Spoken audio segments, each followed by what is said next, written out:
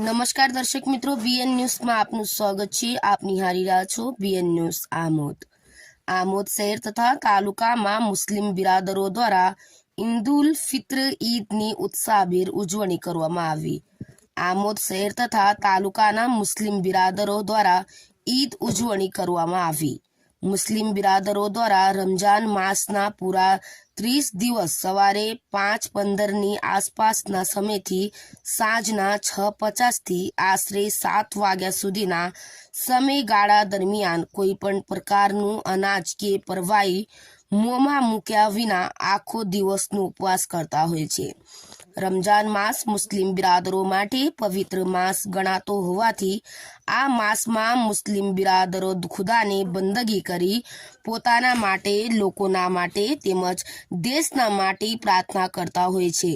આ માસ દરમિયાન મુસ્લિમ બિરાદરો પોતાની પાસે આવેલ માલ મિલકતની જકાત કાઢી જરૂરિયાતમંદ ગરીબ લોકોને વેચતા હોય છે તેમજ લીલ્લાહ, સદકો, ફિત્રો વગેરે રકમો પર વેચતા હોય છે।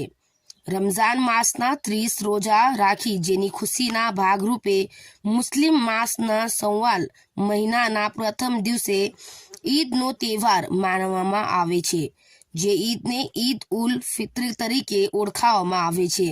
જે ઈદ માટેની નમાઝ આમોદ શહેરની અલગ અલગ મસ્જિદોમાં અલગ અલગ ટાઈમે મુસ્લિમ બિરાદરો દ્વારા અદા કરવામાં આવેલ હતી। નમાઝની પૂર્ણાહતિ બાદ મુસ્લિમ બિરાદરો એકબીજાને સાથે ભેટીને ઈદની ખુશીની શુભેચ્છાઓ એકબીજાને પાઠવી હતી।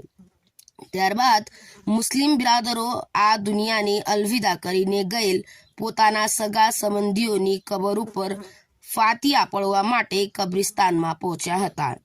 ઈદના આખા દિવસ દરમિયાન નગરના હિન્દુ ભાઈઓ પણ ઈદની ખુશીમાં સામેલ થઈ મુસ્લિમ બિરાદરો સાથે ભેટી ઈદની શુભેચ્છાઓ પાઠવી મોડું મીઠું કરી કોમી એકતાના દર્શન કરાવેલ હતા। ઈદના દિવસ દરમિયાન પંથકમાં કોઈ એક અનિશ્ચિત બનાવ ના બને જે માટે આમોદ પોલીસ દ્વારા ચુસ્ત બંદોબસ્તની ગોઠવણ કરવામાં આવેલ હતી। Reporter Maqsood Patel, BN news, Amod.